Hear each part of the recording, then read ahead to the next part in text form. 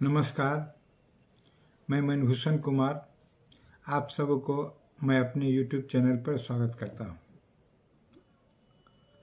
आज चौथा कृषि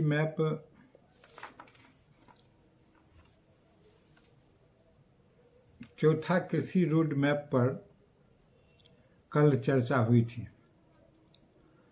जिसमें महामहिम राष्ट्रपति द्रौपदी मुर्मू, बिहार के राज्यपाल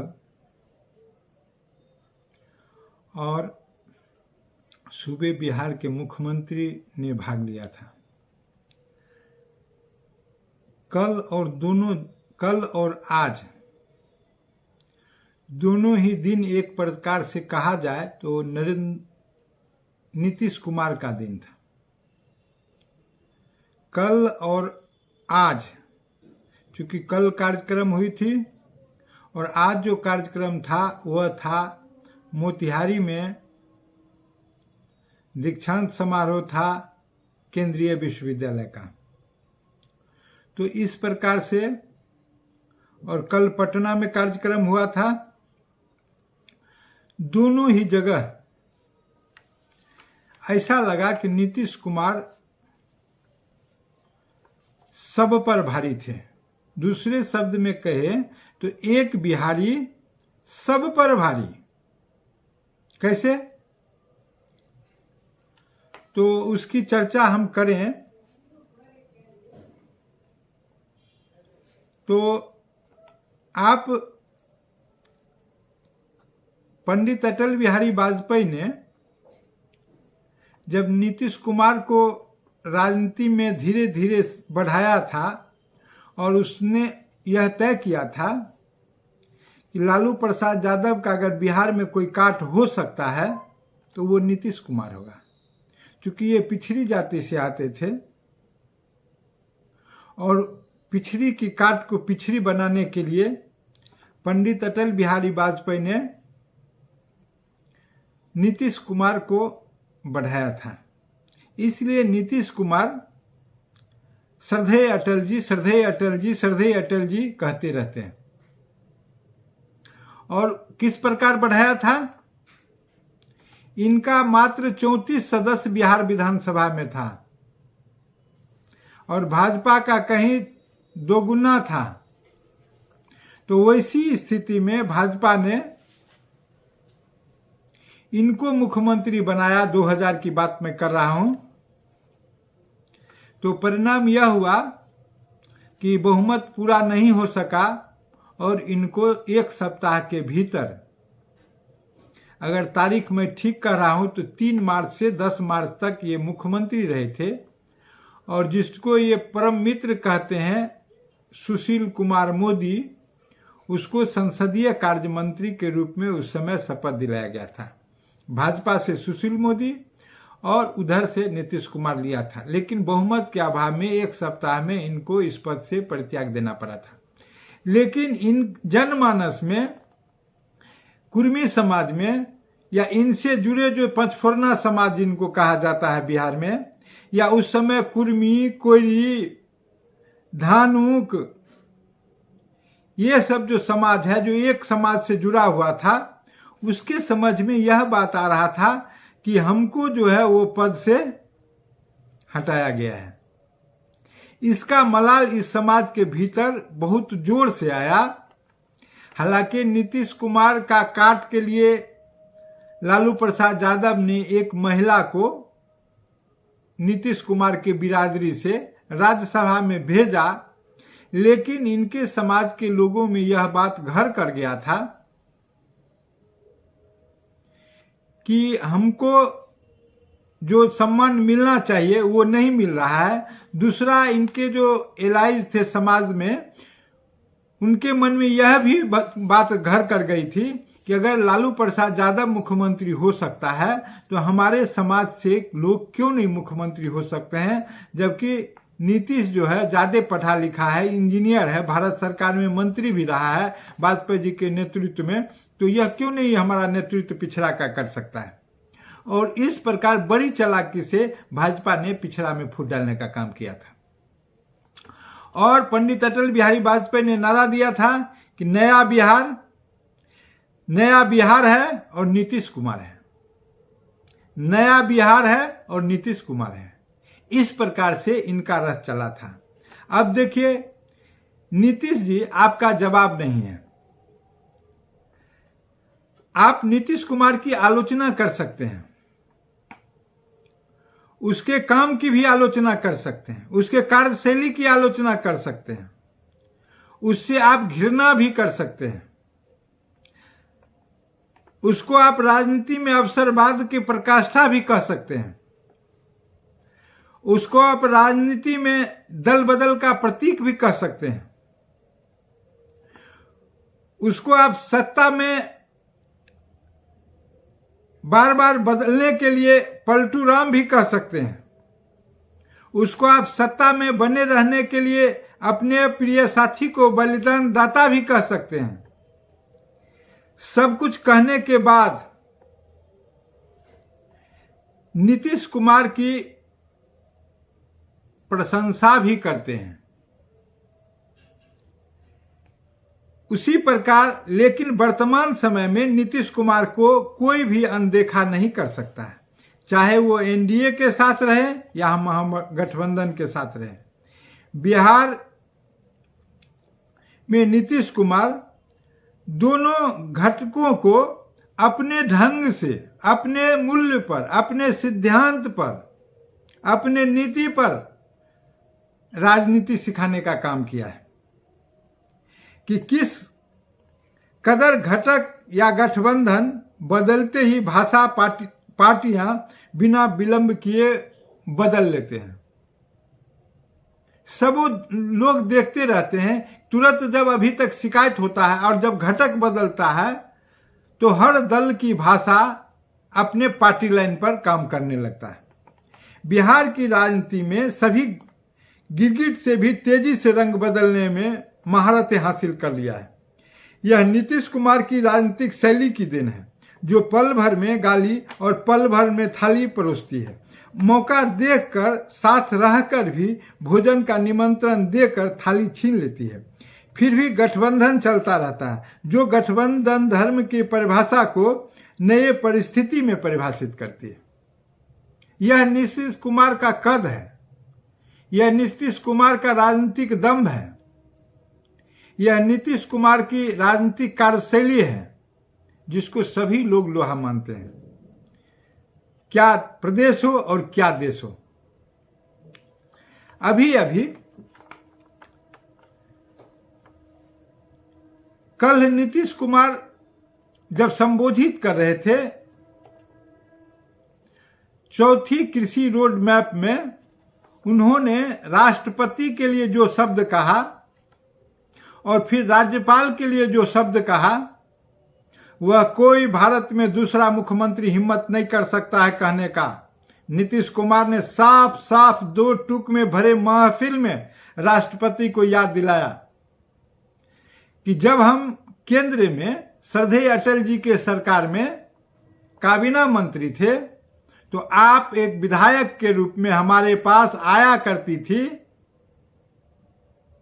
स्लिप देती थी, और तब जब हम आपको टाइम देते थे तब आप हमसे मिलने आती थी, और उस समय भी हम आपकी समस्या का समाधान किया करते थे। इसलिए आपसे और हमारा पुराना संबंध है। याद कीजिए, आप उड़ीसा से आती थी और मैं केंद्र में मंत्री रहा करता था। राष्ट्रपति चुपचाप सुनने के लिए विवश थी, क्योंकि यह एक कटु सत्य था और राजनीतिक धर्म भी था। दूसरा शब्द उन्होंने कहा कि जब आप राष्ट्रपति बन रही थी तो मैंने आपका समर्थन किया था, यह बात भी सत्य है। फिर उसी के संदर्भ में कहा कि बिहार भी आपका है और आपके पड़ोसी राज्य भी हम लोग हैं, आप बिहार आते रहें।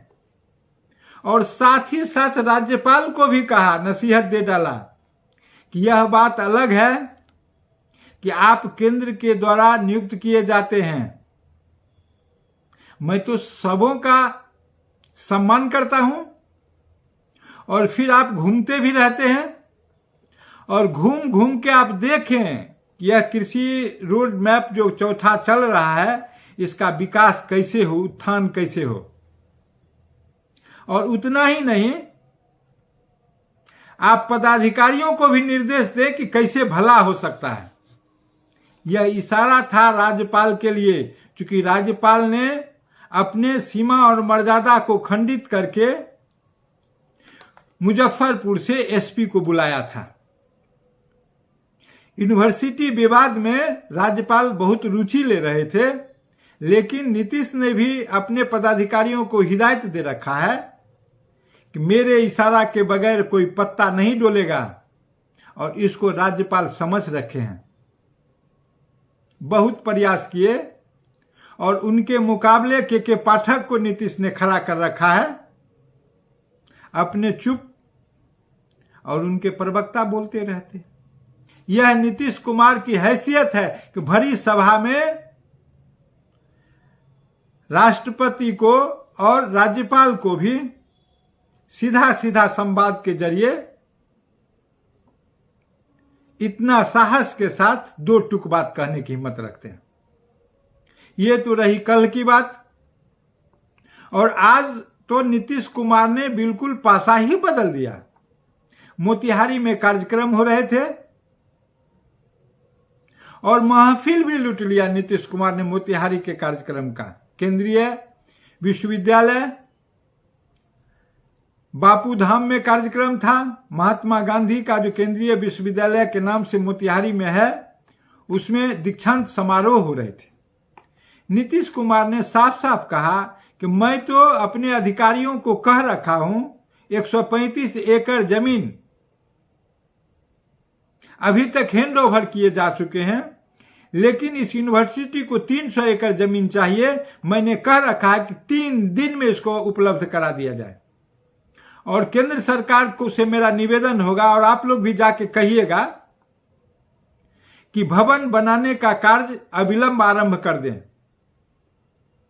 यह मेरा ही देन है कि मैंने अनुशंसा किया था कि इस विश्वविद्यालय का नाम महात्मा गांधी केंद्रीय विश्वविद्यालय रखा जाए। केंद्र ने इसको मान लिया। यह क्षेत्र है 1917 में आए महात्मा गांधी के कार्य करने का, जब महात्मा गांधी को यहां के डीएम ने गिरफ्तार करने का आदेश दिया था, और उनके समक्ष जब पेशी हुई तो फिर उन्होंने केस को वापस कर लिया। गिरफ्तार करने की हिम्मत नहीं जुटा सका, क्योंकि गांधी सत्य और निष्ठा पर चल रहे थे। यहां के विद्यालय को आप देखेंगे, जो नई तालीम विद्यालय है, वह गांधी जी के द्वारा निर्मित, गांधी जी के द्वारा बताए गए रास्तों पर चल रहा है। और बेहतर होगा कि अगर नेक्स्ट टाइम आप लोग आएंगे तो हम आपको वहां भी ले जाके गांधी जो कार्य किए थे उसको भी दिखाने का कार्य करेंगे, ताकि पूरे भारत को यह पता चल सके कि भारत में जो राजनीति का प्रारंभ गांधी जी ने 1917 में किया था, उसका छाप अभी भी है। और इस प्रकार से गांधी जी के बारे में राष्ट्रपति को और राज्यपाल को भी बताया, और अपने गांधीवादी नीति से उनको सहमत करने के लिए प्रयास किया। दूसरी बात, उसी में लगे हाथ उसने कह दिया, उनका इशारा यह था कि आप लोग जो बने हैं वो भाजपाई हैं, तो फिर उन्होंने लगे हाथ यह कह दिया कि मेरा तो भाजपा के साथ पुराना संबंध है, और वो जब तक हम जीवित रहेंगे तब तक बना रहेगा। इसको कोई मिटा नहीं सकता है, हमको भाजपा से कोई दूर नहीं कर सकता है। अब इसमें 2-3 मैसेज है। एक तो नीतीश कुमार को यह दिख रहा है कि चुनाव बिल्कुल निकट आ रहा है, और नीतीश कुमार जिस पर्पस से महागठबंधन किए थे और घूम घूम के सभी दल को एकत्रित किए थे, वह उद्देश्य इनका सिद्ध होता नहीं दिख रहा है। क्योंकि अभी जो 5 राज्य में चुनाव है, 5 राज्य में जो चुनाव हुआ है उस राज्य में अलग अलग घटकों का, अलग अलग दलों का अपना अपना स्वार्थ है, उसमें नीतीश का कुछ भी नहीं है। इसलिए इनको कोई महत्वपूर्ण दायित्व नहीं दिया जा रहा है। अगर इनको कुछ नहीं ही मिलने वाला है तो फिर ये भाजपा के साथ अगर आ जाए तो इनको क्या कठिनाई होगी। जहां थे वहां पुनः आ गए ये। अगर हैसियत इतनी ही रहनी है तो उसमें इनके सांसदों का भी एक दबाव है कि सांसद ऐसा महसूस कर रहे हैं कि हम राजद के साथ रहेंगे या महागठबंधन के साथ रहेंगे, पता नहीं हम जीत पाएंगे कि नहीं जीत पाएंगे। जबकि पिछले टाइम अगर भाजपा के साथ थे, एनडीए के साथ थे, तो उसमें इन्होंने 40 में 39 सीट एनडीए को जीत के दिया था, जिसमें 16 सांसद जेडीयू के थे। तो फिर अपने सांसद जो जीते हुए थे उसकी भविष्य को क्यों नहीं ये सुरक्षित कर लेंगे इधर आके। राजनीति में कभी कभी 1-1-11 होता है, कभी कभी 1-1-2 होता है, और कभी कभी 1 और 1 शून्य भी हो जाता है। और वही पिछले बार जब लोकसभा का चुनाव हुआ था तो 1 और 1 मिल के 11 हुआ था, जिसके चलते 40 में 39 सीट एनडीए जीतने में सफल रही थी। और अभी की स्थिति यह है, जब राजद और महागठबंधन के साथ हैं तो अभी राजनीति में इनकी स्थिति 1 और 1-2 का है। लेकिन इनको चिंता यह सता रहा है कि कहीं आने वाला परिणाम 1 और 1 शून्य न कर दे। और फिर इनकी जब सुरक्षा की गारंटी इधर मिल जा रही है, जो कि वार्ता चल रहा था, भाजपा के लोग इनको मुख्यमंत्री बना हुआ देखना नहीं चाह रहे थे। अगर भाजपा पुनः इनको इस बात की गारंटी दे रही है कि आप ही मुख्यमंत्री रहिएगा और इधर आके संसद की लड़ाई लड़ लीजिए और फिर मंत्रिमंडल में भी आपको आने वाले समय में भागीदारी दिया जाएगा, तो इनको कठिनाई कहां है। इसलिए इन्होंने इस बिंदु पर अपना दिशा साफ कर दिया है, अपना मत स्पष्ट कर दिया है, अपना सोच समाज में बिल्कुल स्पष्ट रूप से रख दिया है। और महागठबंधन में और इंडिया को इस बात को सोचने के लिए विवश कर दिया है कि अगर हम इनको समुचित सम्मान नहीं देते हैं तो फिर नीतीश टूट के अगर उधर चले जाएंगे तो न इंडिया बचेगा न महागठबंधन बचेगा।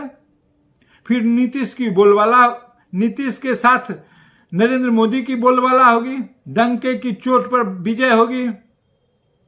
यह सिर्फ बिहार की विजय की नहीं है, नीतीश अगर इधर आ जाते हैं पूरे भारत का समीकरण नीतीश से प्रभावित होता है। कहने को भाजपाई जो भी कहें, लेकिन नीतीश जिस जाति से आते हैं वो जाति कुर्मी है और पूरे भारत में इसकी बहुत ज्यादा संख्या है।